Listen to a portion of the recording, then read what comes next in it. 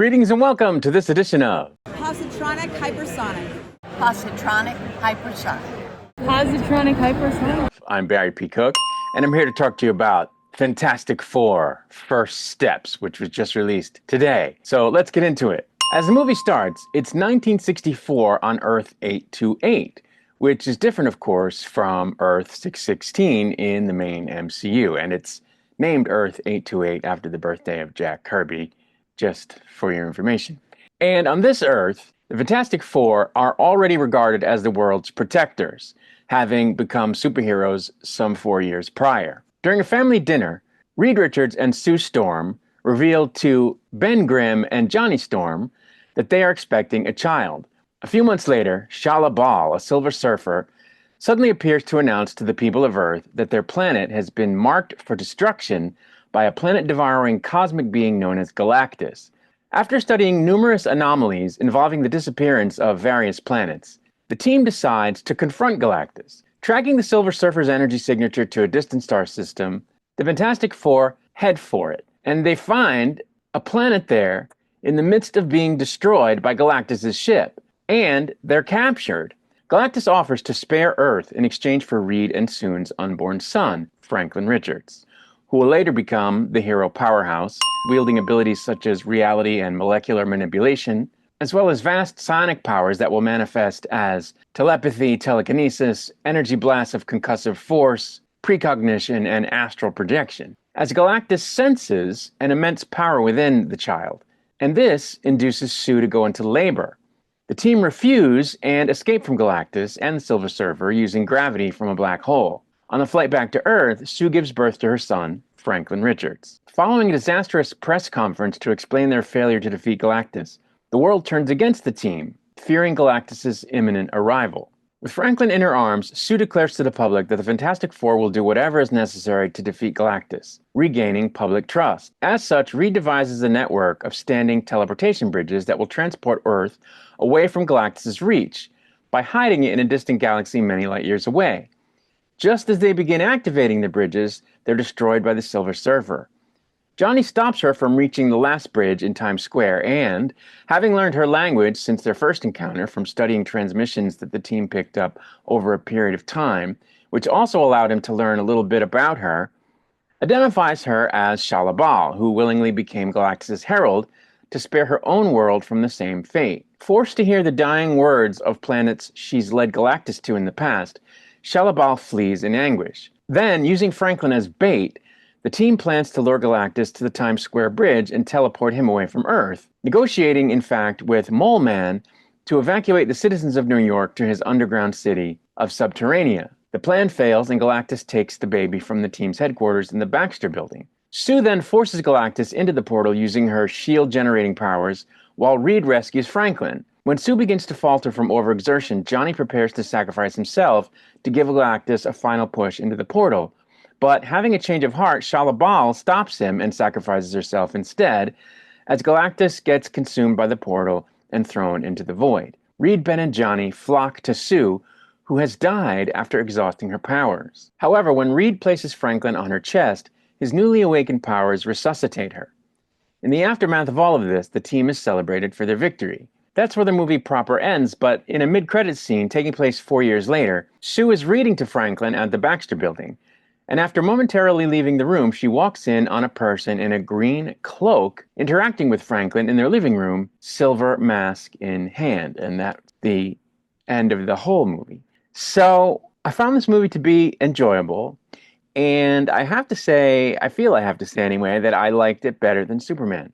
You know, a lot of buzz has been surrounding movie releases in July this year with Jurassic World, Superman, and Fantastic Four all coming out within a couple of weeks of each other, given that, you know, that's a tight release window for 3 pictures and the opportunity for there to be not only competition between them, but maybe like a do-over of what we had a year or two ago with Barbenheimer, you know, like a colossal box office windfall, though I don't think that's exactly shaping up to happen, though Superman is doing pretty well. And that being so, there's a little bit of competition, like I said, between the films. And I have to say that I enjoyed this movie better than Superman.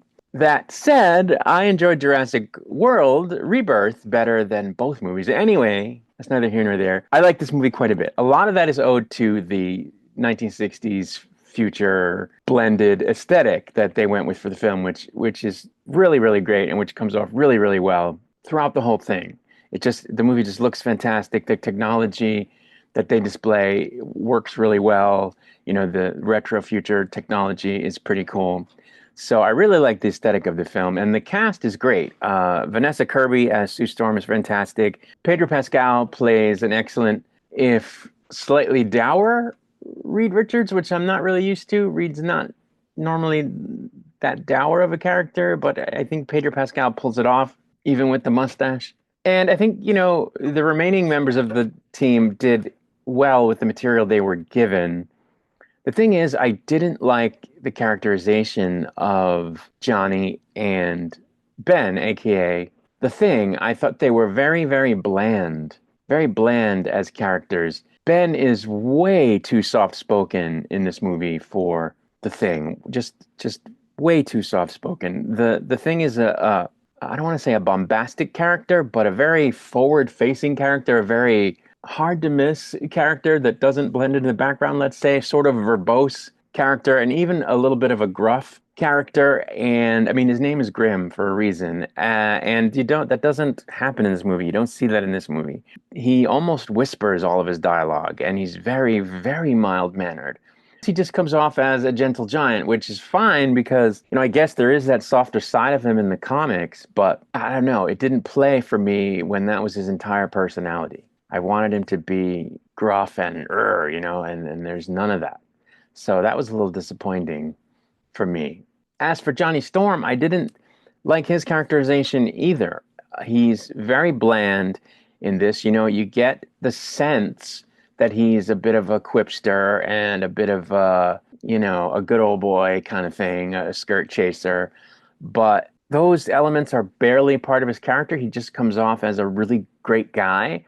And I don't know, that's not how I want my Johnny Storm. I want my Johnny Storm to be a little bit, wisecracky, a little bit more wisecracky, I should say, than he is in this, and a little bit more of a pain in the ass kind of guy. And he's not that. And I guess they were trying not to go full-blown misogynist with him for obvious reasons in 2025. But I don't know, I think they did the character a disservice, so I didn't love that. But both he and Ben are serviceable as characters in this movie. They don't drag it down, I don't think, but they just weren't what I was expecting. Getting back to Ben briefly, the CGI is really great. He looks just like the Thing out of the comics. The thing I didn't like about his look is that they let the beard thing go on too long. The fact that he grows a rock beard is funny and everything, and he has it for a couple of scenes, but like they should have shaved it off. He literally wears it for the rest of the movie, and I didn't like that. And also, they don't show him with his shirt off, like maybe once or twice, but the rest of the time he's wearing a shirt, which is fine, I guess, when they're in civilian clothes. But like in the comics and stuff and in the cartoon, he's always got the no shirt on. And you get to see how much of a rock, he is. And they didn't do that in this movie. And I thought that was really dumb. I thought that was a bad choice. I mean, the uniforms are great, and I get it. It was part of the 60s futuristic aesthetic. But like, I don't know, they should have showed him with his shirt off more just because that's what the Thing is. So I didn't like that. I thought Natasha Lyonne was great for the 45 seconds she's in the movie. It would seem that they introduced her character and Ben's interest in her just to set something up for a future film, possibly Avengers Doomsday, although that's not going to take place on the same Earth. Maybe Fantastic Four 2, I don't know. But they totally underused Natasha Lyonne in this movie, and I guess it's fine if they're just setting her up to show her more in the next movie, but I would have liked to have seen more of her in this film anyway. And of course, Jennifer Garner as Shalabal was just fantastic. She's a fantastic actress. I loved everything about the character. I loved her portrayal. What I didn't love was that they barely used her. She's barely in it. And I thought they could have done a lot more with the character, especially vis-a-vis her backstory. I thought they could have shown her more about her past. And again, she's not necessarily deceased. I certainly don't think Galactus is deceased. So I think, we're going to see more of her in the future, or I should say, I hope we're going to see more of her in the future because I really like Jennifer Garner and I like this character and I'd like to see more with the character. And speaking of Galactus, the voice actor there did a great job. with what they gave him. But again, I didn't find that to be all that much. I would have liked there to have been more of Galactus, more about what he's done in the past, more about why he is the way he is. They kind of just barely scratch the surface of what Galactus is, and he is a what more than a who.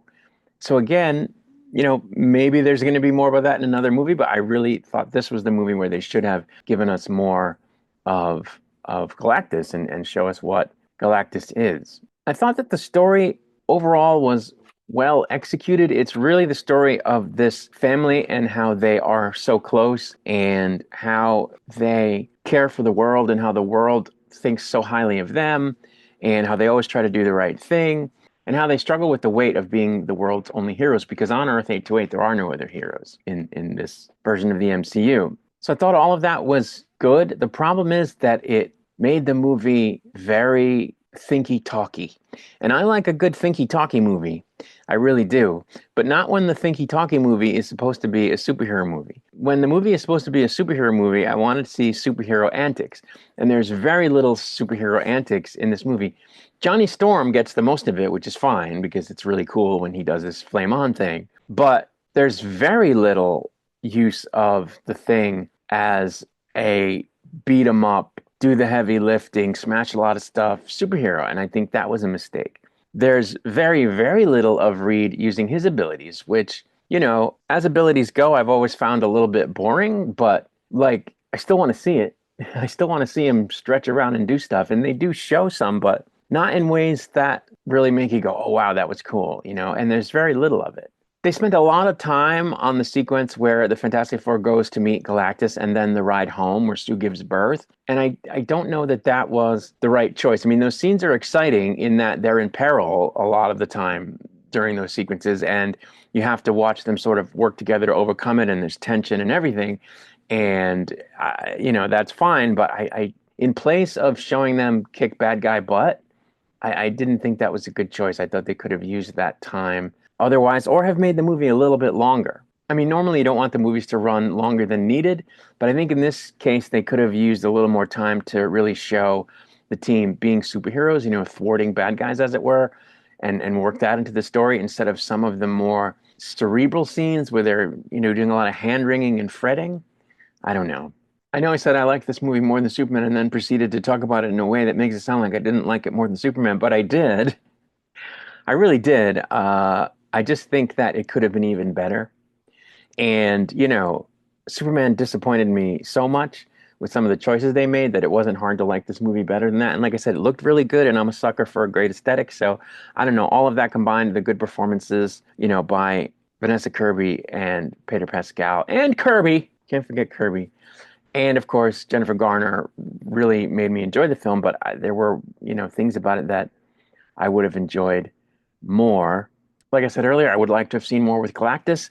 Let's show him devouring some planets. I mean, they kind of do, but not really. Let's show him wreaking havoc across the universe. That would have been cool, I think. As I said, give us more with Shalabal. Give us more with the Fantastic Four actually thwarting bad guys during the course of the movie. I thought they could have done all of those things, and that it would have made it even better. And there was one particular moment in the film that I kind of didn't like, and that was when Reed decides he's going to move the Earth and that he's going to use his transportation bridges to do it, and that the world is going to band together and build these bridges, which they do, which was cool to see, actually. But he just comes upon this decision so quickly, and that's really strange given how Reed is so studious and is depicted as so studious. I would have expected them to show him studying the problem and saying, oh, well, we can't move Earth here because of this problem. We can't move Earth there because of this problem. But this particular place will work out just great for Earth. And you have to do that if you're thinking about moving the Earth. Because, as it stands in real life, the Earth is at such a distance from the sun that if it were a tiny bit closer or a tiny bit further away, and I'm using those phrases very loosely and not very scientifically, but the fact is that Earth is situated in pretty much the Goldilocks zone, as it were, where if it were a little bit further away from the sun or a little bit closer to the sun, we would have either an Earth too hot or too cold to sustain life. And so you can't just plop the Earth down next to any old star. You have to get the positioning precise, and the star that you use has to be one that's going to serve the needs of the Earth in terms of being its star, and that ideally isn't going to, go into its white dwarf phase anytime soon, and they didn't show him sort of working that all out, and or even explaining that it was a concern, and I thought that that was not good. But I did like the movie. The cast is really great. The aesthetic is really great. And, what superhero stuff is in the movie is pretty good. And so I liked it. Did I love it? No. Did I think it was a better movie than Superman? Yes, I did. And I already know one thing that the anti-woke crowd isn't going to like about it, just to throw this out there. And that is that in every other shot of the crowd, or maybe even every shot of the crowd or a crowd that they show in this movie of just regular New Yorkers, they always make sure to show a person of color, black person, Asian person, Hispanic people. So every shot of the crowd in this movie features someone who's not white, which is going to burn the behinds of the anti-woke crowd, because they're going to be like, why are they showing us this? And they're going to assume that the reason we're being shown that is because the filmmakers wanted to promote diversity. And, you can't do that. That's just a sin above sins. So anyway, that's really all there is to say. So I'm going to get out of here before I start repeating myself too much. I'll be back with another video soon. Until I return, I wish you peace and long life.